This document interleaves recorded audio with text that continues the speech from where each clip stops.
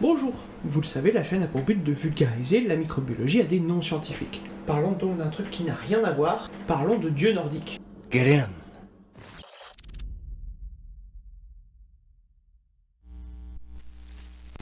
Vous vous en doutez sûrement, ou pas, mais les microbiologistes sont de petits rigolos. Je vous jure, on rigole tous les jours en labo. Et de temps en temps, ces braves scientifiques aiment bien faire des petites blagues quand ils découvrent de nouvelles bébêtes. Comme par exemple notre sujet du jour, les Asgardiens.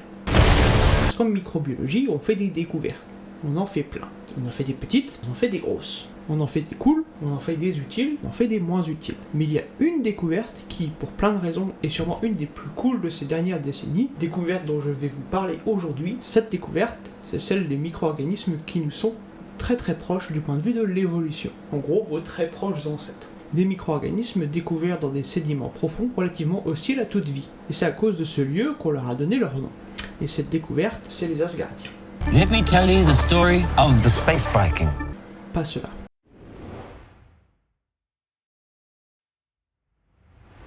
Alors, je vous ai déjà parlé de l'arbre du vivant, à plusieurs occasions. Cet arbre, en gros, c'est un arbre phylogénétique, où les organismes vivants, tous les organismes vivants, sont classés. Et on a longtemps décrit cet arbre comme ayant 3 branches, les bactéries, les archées et les eucaryotes, c'est-à-dire nous, les eucaryotes, des cellules avec un noyau. Ça fait un paquet de bestioles. Et bien sûr, tout ça, ça découle de la théorie de l'évolution, pour ceux qui auraient encore des doutes.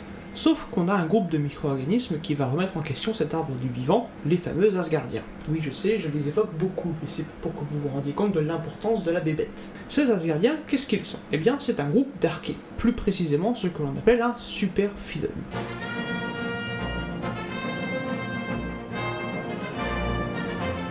C'est-à-dire un grand groupe phylogénétique. Vous voyez, en phylogénie, on a un classement du plus vaste au plus restreint, qui règne, phylum, classe, ordre, famille, genre, espèce. Oui, j'ai dû apprendre ça par cœur en licence. Et un superphylum, c'est un ensemble de phylums qui sont très proches, mais pas assez pour former un phylum.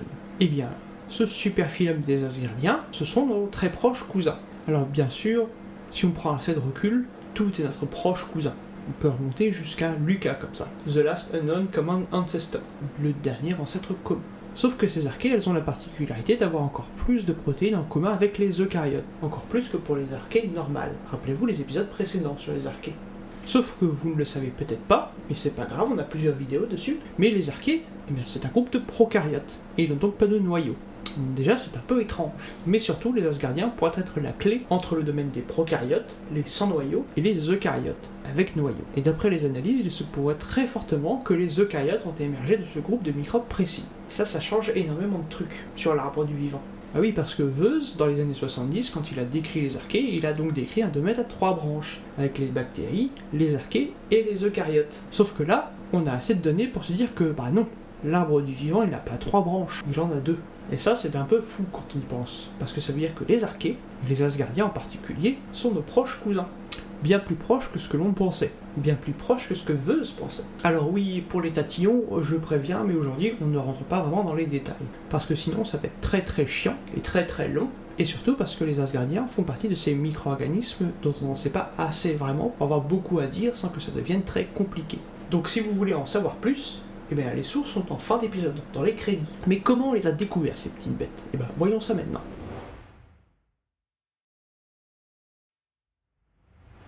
Alors la découverte des Asgardiens, j'en ai parlé il y a un moment, puisque c'est la deuxième vidéo de la chaîne, et la plus populaire. Mais aujourd'hui, on va se focaliser entièrement sur les Asgardiens. Donc on va refaire un topo sur leur découverte, parce que c'est la raison de leur nom un peu exotique. Il y a de cela pas très longtemps, en 2010, une expédition scientifique a ramené des sédiments provenant de l'océan Arctique. Plus précisément, provenant d'un endroit appelé le château de Loki. Loki, Asgardien, et comme les microbiologistes avaient un peu de temps libre, ils ont fait ce que tous les microbiologistes font quand ils voient de la boue. Ils ont séquencé. Et ils ont séquencé dur, tellement qu'ils ont trouvé un truc. Ils ont trouvé un nouveau groupe de micro-organismes qui appartenaient aux archées, mais qui étaient totalement inconnus auparavant. Et comme ils ont vu qu'il y avait un nouveau groupe, ils se sont dit qu'il fallait leur donner un nouveau nom. Et comme c'était des gens très imaginatifs qui ont échantillonné dans un endroit appelé le château de Loki, ils les ont appelés les Loki-archées.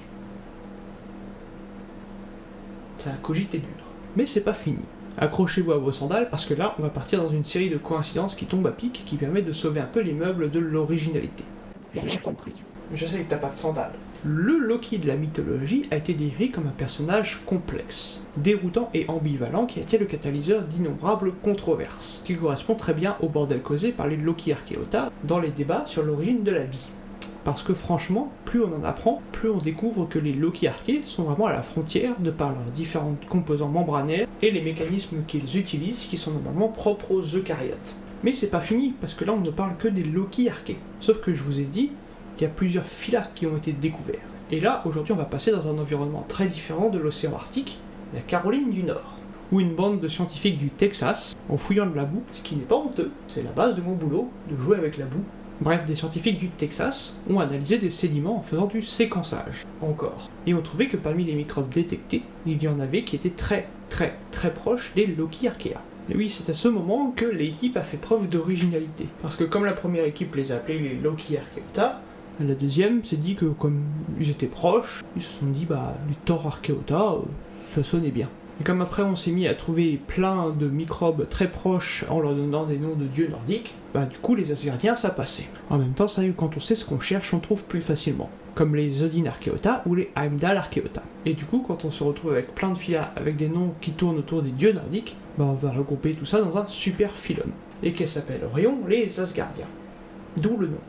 Mais, néanmoins, à ce jour, il n'y a qu'une Loki Archaeota qui a été décrite et cultivée. Ce qui aide quand même vachement pour les descriptions. Parce que savoir comment les cultiver, c'est savoir ce qu'elles mangent, ce qu'elles respirent, bref, leur régime. En gros. Parce que tout le reste est connu par métagénome. C'est-à-dire des échantillons qui ont été séquencés et dont les génomes à l'intérieur ont été reconstruits. Or, même si les génomes sont reconstruits tout bien comme il faut, c'est rarement le cas. Il y a toujours 2-3 petits problèmes. Il faut quand même trouver la bonne façon de faire pousser un microbe. C'est la différence entre la théorie et la pratique. Parce qu'en théorie, tout se passe bien. Mais je parle, mais ce serait sympa de voir en quoi ils sont si différents que ça, les Asgardiens. Bon, on va voir ça maintenant.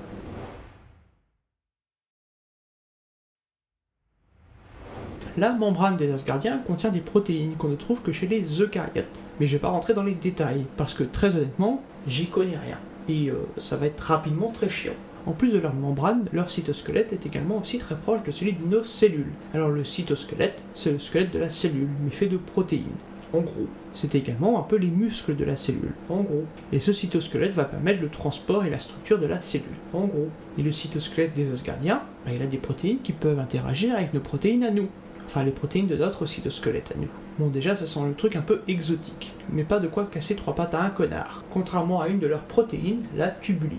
Alors, la tubuline, c'est une protéine qui fait des tubes. Jusque-là, ça va. Et bien, les Odin Archaeota, elles ont une tubuline qui peuvent former des structures qui sont similaires à nos tubulines à nous. Et également former une structure dont on va parler beaucoup plus tard, qui s'appelle le filament FTSZ, que j'ai évoqué en parlant des archées juste avant. Il faut aller voir cet épisode, il est vachement bien. Puis il faut s'abonner aussi. Ce filament FTSZ, il sert notamment aux bactéries pour se diviser. Donc les Asgardiens ont donc des protéines qui sont à mi-chemin entre les eucaryotes et les prokaryotes. Vous sentez vraiment que ces petits gars, ils sont à un endroit de l'arbre du vivant qui sent bon la bonne grosse découverte scientifique, le gros scoop, le gros truc cool.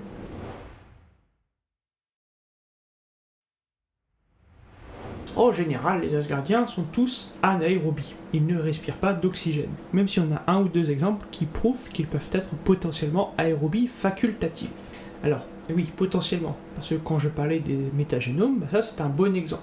On a des gènes, ça reste du potentiellement. Bon, rappelez-vous qu'on parle quand même d'un énorme groupe, un super phylum. Donc niveau diversité, ça part dans tous les sens, avec des autotrophes qui utilisent du carbone inorganique, des hétérotrophes, du carbone organique, voire même des phototrophes, qui utilisent la lumière. On a même des syntrophes, des organismes qui ont besoin d'autres micro-organismes pour survivre. Cela, on va en reparler plus tard. Comme je l'ai dit il n'y a pas si longtemps, une fois qu'on a trouvé quelque chose, c'est plus facile de savoir quoi chercher. Et donc dans les années qui ont suivi la découverte des Asgardiens, on a commencé à trouver des Asgardiens un peu partout, dans des sédiments plus ou moins profonds, plus ou moins salés, plus ou moins en interaction avec des racines ou des plantes, mais aussi dans des environnements d'eau douce, ou associés avec d'autres micro-organismes. On en a également trouvé dans ce qui s'appelle les tapis microbiens, des biofilms géants qui sont visibles à l'œil nu, et où pullule une diversité de microbes. Ça on va en parler plus tard, dans d'autres épisodes.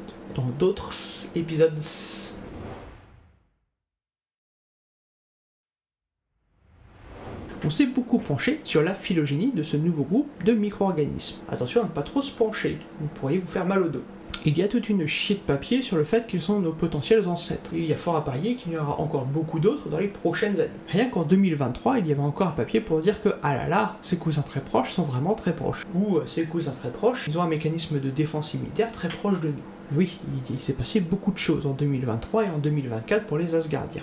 Mais à quel point sont-ils proches de nous? Pourquoi est-ce qu'ils auraient donné les Eucaryotes? Eh ben on a quelques pistes. Par exemple, l'idée c'est qu'un jour, une archée du groupe des Asgardiens, ça tombe bien, on en parle aujourd'hui, donc tout est lié, vivait en syntrophie avec une protéobactérie, de la classe des alpha-protéobactéries. Et cet Asgardien, elle a assimilé la dite bactérie. Et cette bactérie, elle s'est peu à peu intégrée au génome de son hôte, devenant la mitochondrie des cellules eucaryotes. Ah oui, et si vous ne le savez pas, la mitochondrie, c'est ce qui produit l'énergie dans vos cellules. Pas de mitochondrie, pas d'énergie. Rien que ça. Alors à ce jour, on a déjà observé des syntrophies avec des Asgardiens. Mais bon, je le répète, comme ça rentre bien. Ce qui ajoute une pierre à l'édifice du « Ah, mais c'est des ancêtres à nous, ça ».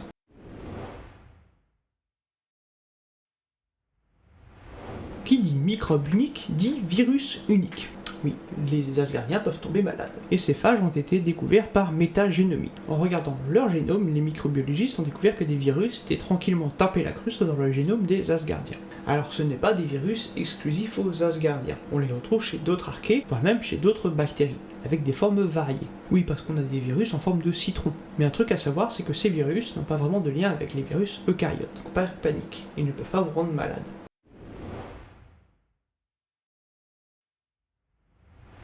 Bon, je pense qu'on est pas mal là, mais dites-vous qu'on peut encore creuser le sujet. Par exemple, on va parler de cet Asgardien qui est le seul cultivé à ce jour. Mais ça, ce sera pour la prochaine fois. Merci d'avoir regardé cet épisode sur les Asgardiens. J'espère que cet épisode vous plaira, et moi c'est un sujet qui me porte à cœur, donc j'espère qu'il aura énormément de succès sur YouTube, genre les 1000 vues qu'on a sur les archées. N'hésitez pas à me faire un petit commentaire, à mettre un petit like, à partager, voire même à vous abonner. Ça me fait plaisir et ça permet à l'algorithme de vous recommander plus de vidéos scientifiques, comme ça tout le monde est content. Quant à moi, je vous dis à la prochaine pour plus de vidéos et plus de microbes.